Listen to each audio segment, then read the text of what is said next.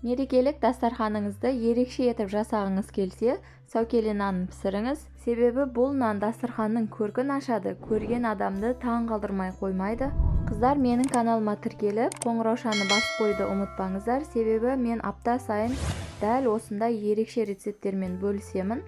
Сәукеле нанның қамырын жасаймыз. Ол үшін бізге ұн, ашытқы, жұмыртқа, тұз, сұйық май, жылы су, жылы сүт және де қант керек болады. Барлығының грамдарын төменде жазып қалдырамын.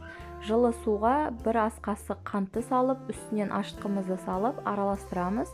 Одан кейін бетін тарелкамен жауып 5 минутқа қойып қоямыз. Бөлек ыдысқа жылы сүтті, қантты, тұзды және де жұмыртқаны, сұйық майды құйып, жақсылап венчикпен араластырамыз. Қант пен тұз толықтай еріп кету керек. 5 минут өткеннен соң бізде апарамыз дайын болады. Осындай ақ көбік болып шығады бетінде. Оны да қосып, тағы да жақсылап араластырып аламыз. Араластырып болғаннан соң үстінен ұнды саламыз және де қаттылау қамыр жасауымыз қажет. Себебі осы сәукеле нанды кескен кезімізде формасын жақсы ұстайтын қамыр болып шығу керек. Қыздар, шынымды айтсам, мен сәукеле нанды бірінші рет жасап көріп жатырмын. Бірінші рет жасағанның өзінде күшті болып, керемет болып шықты. Сол себепті сіздер де қорықпай жасап көрсеңіздер болады. Қамырмен жақсылап қолымызбен жұмыс жасауымыз керек. Себебі қамыр қатты болғандықтан түйіршіктері қалып кетпеу керек. Соның барлығын жақсылап қолымызбен иілейміз. Одан кейін бетін жауып, жарты сағатқа жылы жерге қойып қоямыз. Оған дейін біз сәукелеміздің формасын, яғни конусын жасап алуымыз керек. Мен де осындай 30-30 сантиметрлік торттың коробкасын алдым. Енді осыны жақсылап жұмсартып аламыз алдымен. Одан кейін осылай айналдырып, сәукеле секілді етіп, скотчпен жабыстырып аламыз.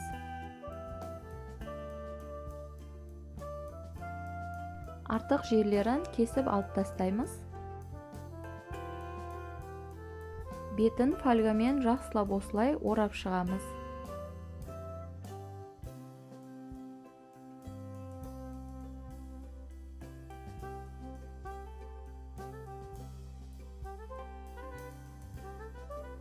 Міне, осымен формамыз дайын болды. Қамырды алып 120 грамм бөліп аламыз. Себебі бұл сәукелеміздің басындағы ободогын жасауға керек болады. Тағы 300 грамм қамыр кесіп аламыз.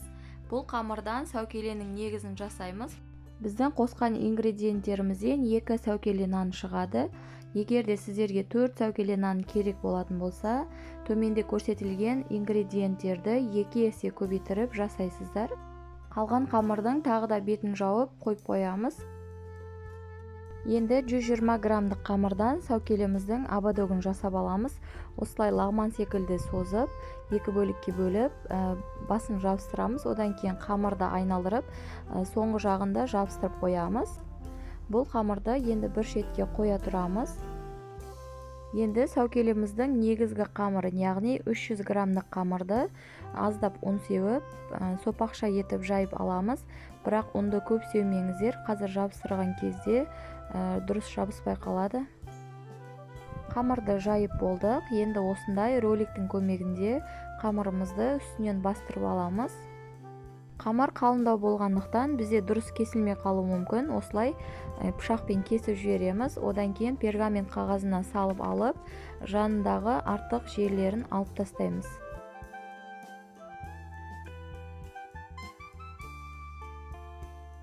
Үстінен форманы қойып, осылай оңай ғана пергамент қағазынан босатып аламыз. Одан кейін артық жерлері болса кесіп тастап, қамырдың астыңғы бөлігін кесіп шығамыз.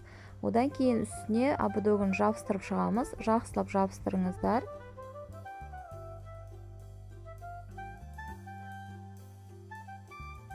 Бір жұмыртқаны бетінен осылай барлық жеріне тегізіп жағып шығамыз. Толықтай арасына да, жандарына да, астыңғы бөлігіне де барлық жеріне жұмыртқаны жақсылап жағуымыз керек. Сол кезде сәукеле нанымыз өте әдемі болып қызарып піседі. Үстінен қалауыңызша мак немесе күнжітті сеуіп, 200 градуста қызып тұрған пеште 15-20 минуттай пісіріп аламыз. Печ әркімде әртүрлі болуы мүмкін, сол себепті нанды күйдіріп жібермеңіздер. Фольганы аздап кесіп алып, осылай 3 бұрышты етіп жасап аламыз. Себебі сәукеле нанымыздың жоғарғы жағы бірінші қызарып кетеді.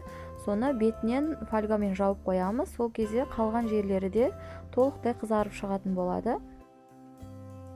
Міне қыздар, сәукеле нандарымызды пісіріп алдық. Екеуінде қалып кеткен қамырдан осылай күлше нандар жасап жіберсеңіздер болады. Өте әдемі көрінеді. Себеттің ішіне салып қойсақ, немесе бауырсақ пісіріп салып қойсаңыздар да дастарханды ерекше етіп сәндеп тұрады. Видео сіздерге ұнады деген ойдамын. Сол себепті лайк басып, менің каналыма тіркеліп, қоңыраушаны басып қойыңыздар. Себебі менің каналымда бұдан да басқа қызықты рецепттерді таба аласыздар. Видеоны соңына дейін қарағандарыңызға рахмет. Келесі видеода кездескенше.